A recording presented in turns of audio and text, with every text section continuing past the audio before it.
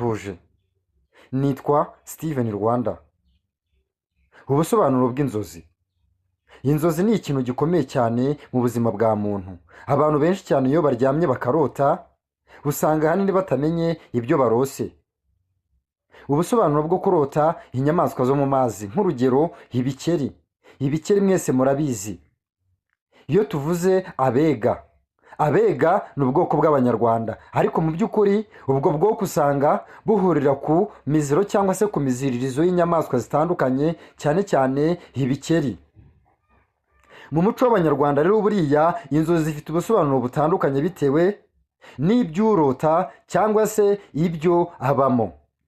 Ibikeri buriya kuriya bisimbagurika mu buzima hari icyo biba bivuze. Wigeze urota ibikeri?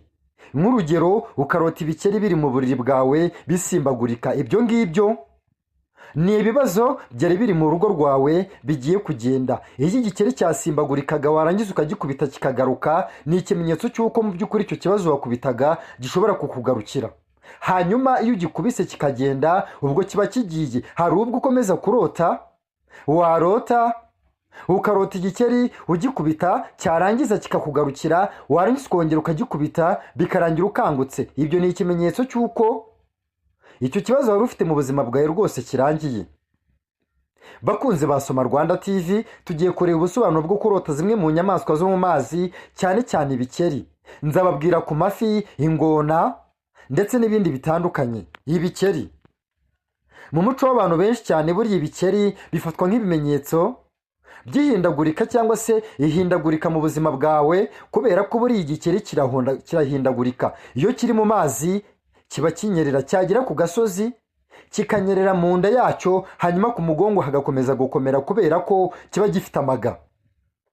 Hanyuma rero buriya mu by'ukuri iyo warose igikeri, ibi ngibi bisobanuye ko hari impinduka cyangwa se ubuzima bwawe bugiye kuba bwahinduka. Reka tuvuge ko hari ibibazo wari ufite mu buzima bwawe byari bikubangamiye. Inzoga zarakubase, ubusambanyi bwarakubase, guhwihwisa byarakubase, ubukene bwarakubase, kuvuga nabi byarakubase. Ibi byose rero niba warose mu by'ukuri igikeri gisimbagurika mu buzima bwawe, ni ikimenyetso cy'uko waba ugiye gusimbuka ibyo byose. Hari igihe ibyo bintu byose waba warabiterwaga n'ubusinzi. Ubusinzi waburetse. Ibi bisobanuye ko rero ugiye kuba mu buzima bwiza cyane, kubera ko wayoborwaga n'inzoga. Inzoga ni kimwe mu bintu bishobora kuba byajya mu buzima bwawe bukabwangiza, maze inzoga zikangiza ibihaha byawe, imirebere yawe, ubwonko bwawe, imibereho yawe, abana bawe ndetse n'iterambere. Rero buriya kurota igikeri ni ikimenyetso gisobanura ko mu by'ukuri hari ibintu byiza ugiye kuba wageramo. Ibikeri rero mu muco wacu nk'abantu b'Abanyarwanda tugomba kumenya ni uko ku nshuro nyinshi ibikeri bikoreshwa mu shusho yo guhura n'ibibazo bigoye, ariko iyo bikubise byarangiza bigasimbagurika, icyo ni ikimenyetso kigaragaza ko mu by'ukuri ibikeri hari ibibazo byaguhungaga. Ariko kandi ibi ngibi bigaragaza n'ubushobozi bwo guhangana nabyo. Guhangana n'ibibazo. Iyo uri guhangana n'ibikeri mu nzozi uri kubikubita, ni ikimenyetso cy'uko ibikeri ari ibibazo, hanyuma wowe ukaba indwanyi. Ibikeri ni ibigeragezo, ibikeri ni ubukene, ibikeri ni ugupfusha, ibikeri ni uburwayi. Ibi byose rero iyo ubirose warangiza maze ukabivamo, ukarota wabikubise, bivuze ngo warangije gutsinda rwose. Ikintu ugomba kumenya buriya mu buzima bwawe, niba warose ibikeri, ngira ngo mwese muzi icyo bita imvura n'ibindi biva mu mazi. Ibi nabyo kandi bishobora kuvuga ko hari byinshi wari ugiye kunyuramo, kubera ko ibikeri bigiranywa n'amazi. Wigeze kurota uri koga mu nyanja cyangwa se umuvumba, hanyuma uroga, amazi aragutwara akakumanukana, maze wagera hepfo ukayakuka. Ibi kandi bisobanuye ko muri ayo mazi harimo ibikeri. Ibi kandi ugomba kumenya ko mu by'ukuri hari ibyishimo ugiye guhura nabyo, cyangwa se kuryoherwa n'ubuzima bwawe. Ikindi ugomba kumenya buriya buri kintu cyose kiva mu mazi gisobanura ubuzima bwiza. Ubuzima buva mu mazi. Nta mazi nta buzima. Ubuzima burazima iyo habuze amazi hakaboneka umuriro. Ariko umuriro nawe ufite ubusobanuro, kubera ko umuriro ni ikimenyetso cy'uko ushobora kwaka ukava mu butindi. Ubutaka nabwo bufite imbaraga.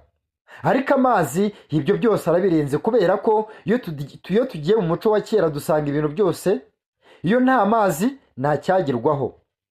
Inzozi nk'izi ngizi rero zo kurota ibintu biva mu mazi nk'ibikeri bisobanuye ko akenshi ugiye guhura n'ubumenyi butandukanye cyangwa se umutekano no guhindura ibintu. Bivuze ko rero buriya niba warose ibikeri ni igitangaza gishya kigiye kujya mu buzima bwawe rwose. Wabayeho ubuzima bwawe rwose ubaho utishimye, uva mu myaka 20, 30, hafi kwinjira 40, 50, 60, ariko ukiri mu bantu bataratungaho miliyoni 1 cyangwa miliyoni 5 ku mufuka. Menya ko rero niba warose ibikeri hari ubuzima ugiye kubamo bushya, ugiye guhindurirwa ubuzima rwose. Ntabwo rero ukwiye kwiheba ngo wumve ko ubuzima bwakurangiranye kubera ko warose ibikeri. Ikindi ugomba kumenya, buriya ibikeri bisobanuye ubwiyunge. Ubwiyunge ahanini usanga mu by'ukuri bubaho kubera ko habayeho ibibazo.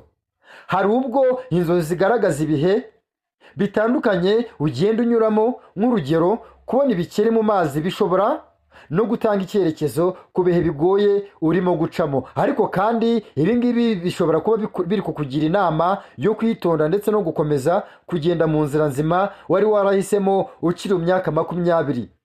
Bivugwa ko umuntu wese watangiye gukolonizwa n'inzoga yinjiye mu myaka 33, 34, 35, 36, 40, hari ubwo izo nzoga zazamwica ugasanga ashaje ari umusinzi cyangwa se umusinzikazi. Byaba byiza rero uhinduye paji y'ubuzima bwawe ukitekerezaho niba ukunda Steven Rwanda.